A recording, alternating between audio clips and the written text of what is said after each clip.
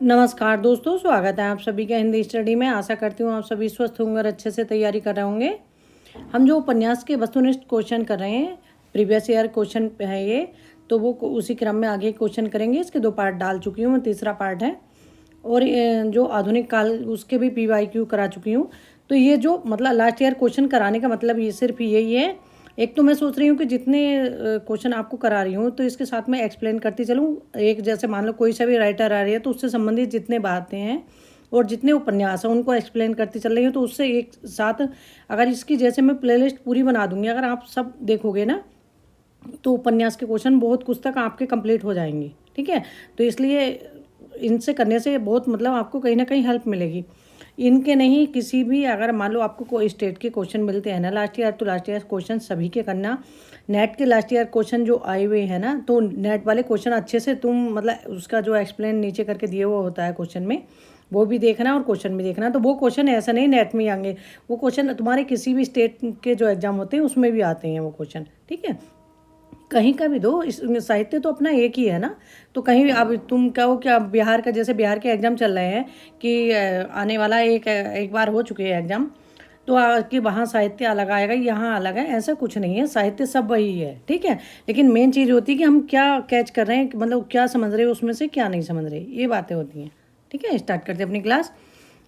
और आप मेरे चैनल पर पहली बार आए तो चैनल को सब्सक्राइब कर लेना, बेल आइकन को क्लिक कर लेना, जिससे आने वाली वीडियो को नोटिफिकेशन आपको मिल सके। आज का पहला क्वेश्चन है, बै रक्षाम है। तो बै रक्षाम क्या है? तो ये मतलब क्या है? इसमें काव्य ग्रंथ है, निबंध संग्रह है, संस्कृत नाट्य है। मैं ऑप्शन एक तो सबसे बड़ी बात क्या है कि मैं ऑप्शन नहीं पढ़ती। एक तो टाइम जाता है उसमें, दूसरी बात कन्फ्यूजन सबसे ज़्यादा होता। ऑप्शन कभी आप देखना, अगर वन लाइनर आप क्वेश्चन बना के पढ़ोगे तो वो लंबे समय तक याद भी रहेगा, मतलब सही रहेगा। अगर आपने चारों ऑप्शन कर लिए कि इसका ये और फिर उसका आंसर बाद में देखा, तो वो कन्फ्यूजन ज़्यादा करता है। ठीक है, तो मेरा मानना तो यही है, मेरा तरीका तो यही है। तो मैं इसलिए सोचती हूँ कि हो सकता है आपको यही सही हो, आपके लिए भी। तो इसमें क्या है, तो ये है ऑप्शन डी सही है इसमें, उपन्यास। ये उपन्यास किसका है? ये उपन्यास है चतुरसेन शास्त्री का। और चतुरसेन शास्त्री किस युग के उपन्यासकार हैं? तो ये प्रेमचंद युग के उपन्यासकार हैं। और इनके अन्य उपन्यास कौन कौन से हैं? एक तो है वैशाली की नगरवधु, सोमनाथ, आलमगीर, रक्त की प्यास, सोना और खून, आत्मदाह, मंदिर की नर्तकी, अमर अभिलाषा, ये इनके उपन्यास हैं अन्य। आगे देखते हैं। मुझे चांद चाहिए उपन्यास के लेखक हैं। तो मुझे चांद चाहिए उपन्यास के लेखक कौन है? तो ये सुरेंद्र वर्मा का उपन्यास है, मुझे चांद चाहिए। इस उपन्यास की एक बात देखना कि जब ये इसमें आपसे सीधा पूछा गया मुझे चांद चाहिए, नहीं तो क्या दे देते हैं ऑप्शन में, जैसे इस तरह दे देते हैं, सुरेंद्र वर्मा का इनमें से कौन सा उपन्यास है। मुझे चांद चाहिए, मुझे सूरज चाहिए, इस तरह से। तो इसलिए ये अच्छे से देखना कि इसमें चांद ही आएगा बीच में, ये सूरज नहीं आएगा यहाँ। ठीक है, तो ये इनका उपन्यास है, सुरेंद्र वर्मा का उपन्यास है। और इनका जो उपन्यास है ये मुझे चांद चाहिए, इसके लिए इन्हें साहित्य अकादमी पुरस्कार मिला था। और इसके पात्र अगर पूछे जाए तो कौन है? एक तो है वर्षा वशिष्ठ। वर्षा वशिष्ठ है, जो बहुत बार एग्जाम में पूछी गई हैं कि वर्षा वशिष्ठ किसकी पात्र है। यशोदा है और हर्ष है। ठीक है, ये इसके पात्र हैं मुझे चांद चाहिए। इनके मतलब जो और उपन्यास है वो हैं, एक तो है अंधेरे से परे, दो मुर्दों के लिए गुलदस्ता, और एक इनका है वो काटना समी का वृक्ष, पद पंखुड़ी की धार से। तो इस पर इन्हें व्यास सम्मान मिला है। ठीक है, ये भी पूछा गया है कि ये किसका उपन्यास है। आगे देखते हैं। टोपी शुक्ला के लेखक हैं। तो टोपी शुक्ला के लेखक कौन है? ये राही मासूम रजा है टोपी शुक्ला के लेखक। और ये जो वो है राही मासूम रजा है, कैसे उपन्यासकार हैं? तो ये एक आंचलिक उपन्यासकार हैं राही मासूम रजा जो है। आगे देखते हैं।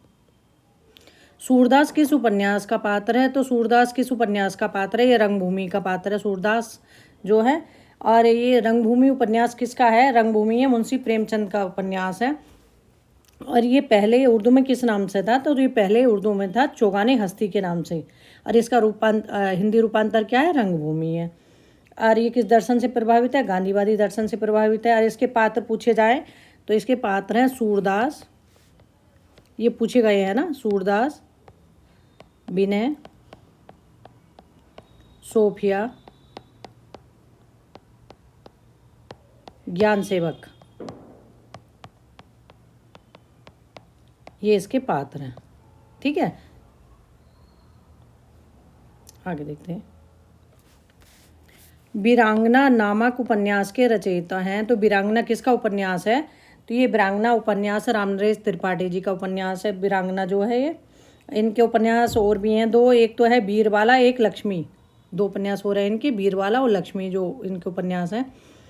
जैसे रामनरेश त्रिपाठी के ज़्यादातर एग्जाम में एक तो ये वीरांगना, मतलब और भी एग्जामों में पूछा गया है, ऐसा नहीं टीजीटी में पूछा गया। इनके पूछे जाते हैं, जैसे भी एक काव्य है, हाँ एक है मिलन पथिक स्वप्न है, तो वो तो है इनके खंड काव्य जो पूछे जाते हैं एग्जाम में। और एक इनका मानसी है जो फुटकर कविताओं का संग्रह है।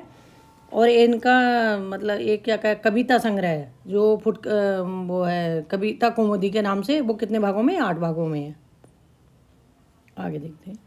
भागवंती उपन्यास के रचयिता हैं। तो भागवंती उपन्यास के रचयिता कौन है?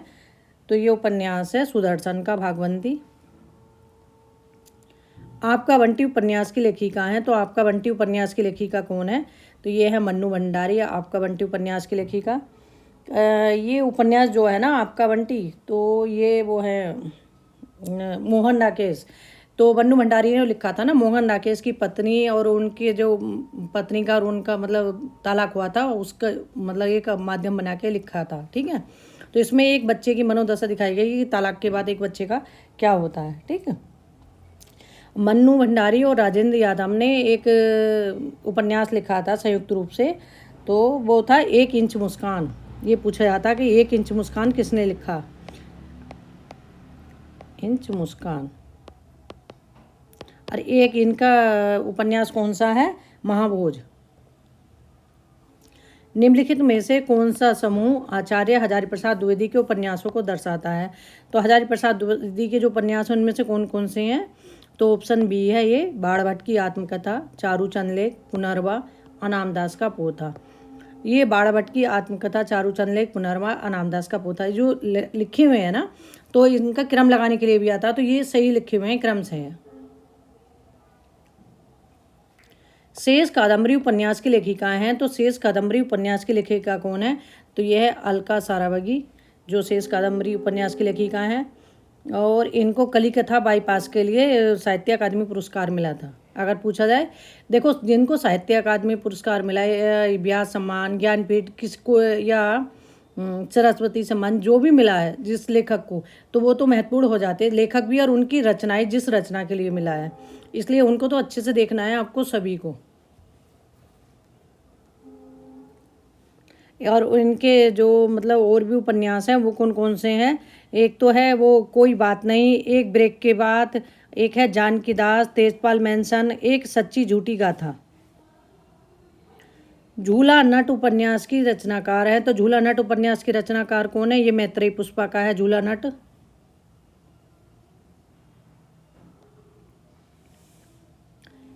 प्रसाद द्वारा रचित इरावती कैसा उपन्यास है? तो प्रसाद द्वारा रचित इरावती कैसा उपन्यास है? तो ये कैसा उपन्यास है? ये अपूर्ण उपन्यास है। और कैसा उपन्यास है? ऐतिहासिक उपन्यास है इरावती जो है। तो इसमें ऑप्शन बी सही होगा। इनके उपन्यास हैं, एक तो है कंकाल तितली और इरावती। इरावती अपूर्ण उपन्यास है इनका। इनमें से कौन सा उपन्यास प्रेमचंद का नहीं है? तो प्रेमचंद का उपन्यास कौन सा नहीं है? तो इसमें ऑप्शन हमारा डी, शेखर एक जीवनी। शेखर एक जीवनी किसका है? ये अज्ञे का है शेखर एक जीवनी। और ये किस शैली में लिखा गया है? फ्लैशबैक शैली में लिखा गया है शेखर एक जीवनी उपन्यास। और इसके पात्र पूछे आते हैं, तो पात्र हैं शशि, एक तो शशि है, और शशि और शेखर।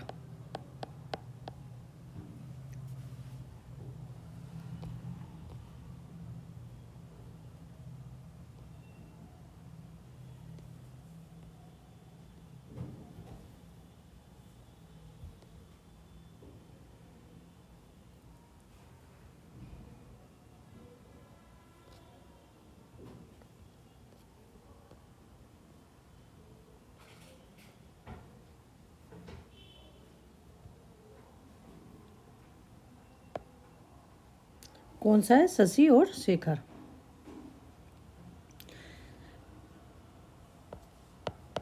शशि शेखर, दो पात्र है इसमें।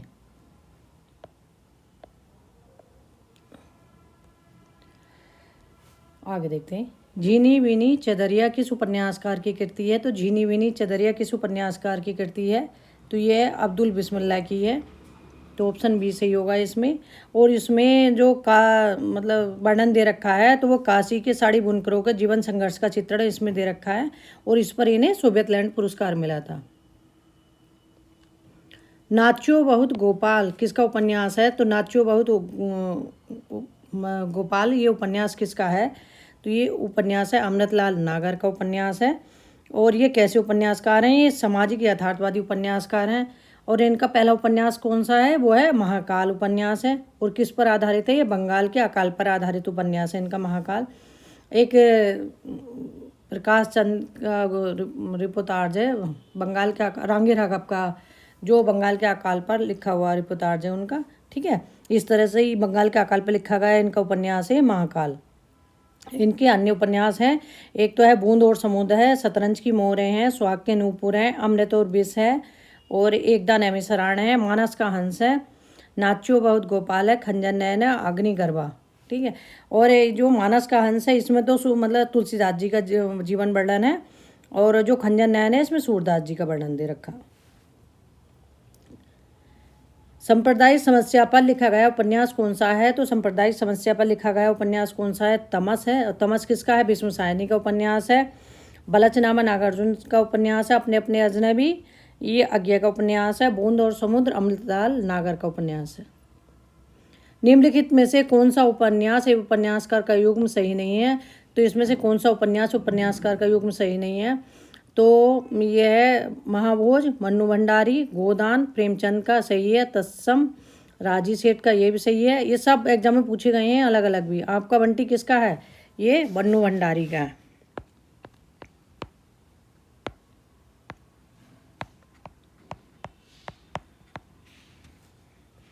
पहला गिरमिटिया उपन्यास विशेषकर किस पर केंद्रित है? तो पहला गिरमिटिया जो उपन्यास है ये किसका है? तो यह गिरिराज किशोर का उपन्यास है ये पहला गिरमिटिया। और किस पर आधारित है ये गांधी जी पर आधारित है। ऑप्शन बी सही होगा इसमें। इसमें जो मतलब वो है मतलब गांधी जी से संबंधित है, ये है गांधी जी की घटना जो अफ्रीका प्रवास से मतलब जो अफ्रीका से संबंधित जो मतलब गांधी जी आ रहे थे वो घटना इसमें है।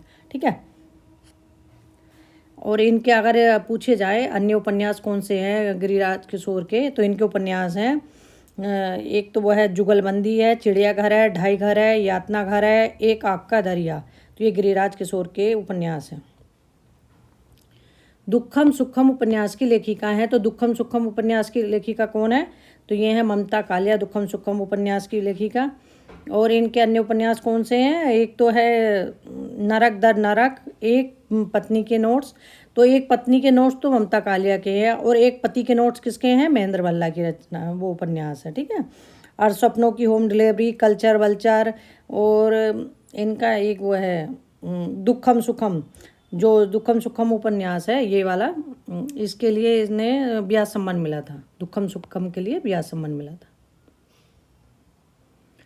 पाप और पुण्य के चिरंतन नैतिक प्रश्न को किस उपन्यास में प्रस्तुत किया गया है? तो पाप और पुण्य के चिरंतन नैतिक प्रश्न को किस उपन्यास में प्रस्तुत किया गया है?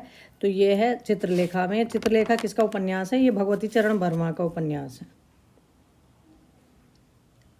यह पथबंधु था उपन्यास के लेखक हैं। तो यह पथबंधु था उपन्यास के लेखक कौन है? तो यह है ऑप्शन ए नरेश मेहता। ठीक है, और नरेश मेहता कैसे उपन्यासकार है? नरेश मेहता व्यक्तिवादी उपन्यासकार है। इसमें एक मतलब जो उपन्यास है इसमें एक आदर्श जैसे दंपति पति पत्नी का मतलब वर्णन दे रखा है। एक मतलब दो जैसे एक तो श्रीधर हैं और एक सरो हैं इसमें, तो उन दोनों श्रीधर और श्रीधर सरो इन दोनों का वर्णन है इसमें। ठीक है, नटों के जीवन संघर्ष का उल्लेख किस उपन्यास में नहीं है? तो नटों के जीवन संघर्ष का उल्लेख किस में नहीं है? सेवा सदन में नहीं है। कब तक पुकारूं रांगे राघव का है, और झूला नट मैत्रेयी पुष्पा का है, और सैलू शिव प्रसाद सिंह का है ये। ठीक है, ये अलग अलग पूछे गए हैं सब इस तरह से।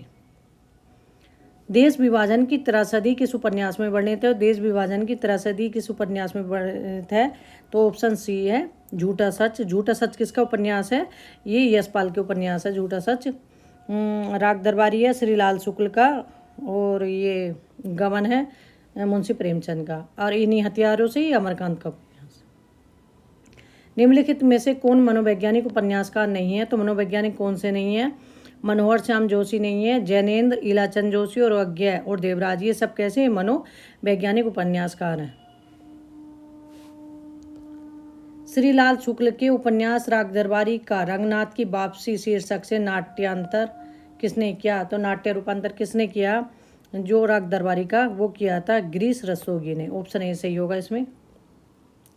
ठेठ हिंदी में उपन्यास लिखने वाले कौन है? तो ठेठ हिंदी में उपन्यास लिखने वाले कौन है? तो ऑप्शन डी सही होगा इसमें, हरिओत जी। और हरिओत जी का जो है उपन्यास वो है ठेठ हिंदी का ठाठ, जो मतलब ठेठ हिंदी में लिखा गया है। इसमें ठेठ हिंदी का प्रयोग किया है इन्होंने इनका। और जो ये उपन्यास का दूसरा नाम क्या है ठेठ हिंदी के ठाठ का? देवबाला। अगर आ जाए ठेठ हिंदी के ठाठ का दूसरा नाम क्या है तो वह है देवबाला। और दूसरा उपन्यास इनका कौन सा है? अधखिला फूल है। पंडित किशोरीलाल गोस्वामी का अन्य उपन्यास निम्नलिखित में से कौन सा नहीं है? तो गोस्वामी जी का कौन सा उपन्यास नहीं है इनमें से निम्नलिखित में से? तो वो भोजपुर का ठग नहीं है। मंगलसूत्र शीर्षक अधूरे उपन्यास के लेखक हैं। तो मंगलसूत्र अधूरा उपन्यास किसका है? ये मुंशी प्रेमचंद का अधूरा उपन्यास है मंगलसूत्र जो है।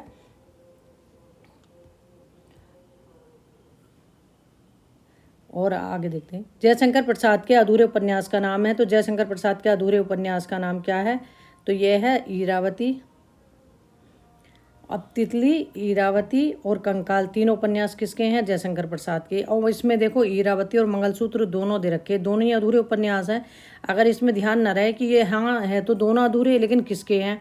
तो एक तो प्रेमचंद का है मंगलसूत्र अधूरा उपन्यास, ईरावती उपन्यास किसका है? ये जयशंकर प्रसाद का है। और फणेश्वर नाथ रेणु का अधूरा उपन्यास कौन सा है? राम रतन राय। आगे देखते हैं। बामन दास इनमें से किस उपन्यास का पात्र है? तो बामन दास इनमें से किस उपन्यास का पात्र है? तो वो है मैला आंचल का पात्र है बामन दास जो है।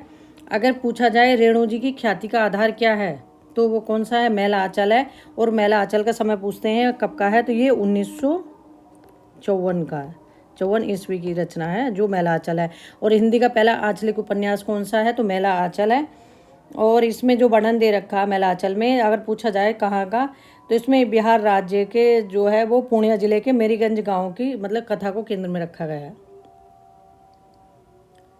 इनमें से कौन सा उपन्यास राही मासूम रजा द्वारा लिखित है? तो इसमें से कौन सा उपन्यास है जो राही मासूम द्वारा लिखित है?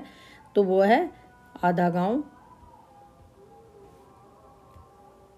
आधा गांव जो है राही मासूम रजा द्वारा लिखा हुआ है। और इसमें जो वर्णन दे रखा किसका दे रखा, मतलब वह है गाजीपुर जिले के गंगोली गांव का। ठीक है, गाजीपुर गांव के गाजीपुर जिले के गंगोली गांव का। और उसमें क्या है, मतलब सिया मुसलमानों के जीवन का चित्रण इसमें दे रखा है। ठीक है, आज के अपने क्वेश्चन कंप्लीट हो गए।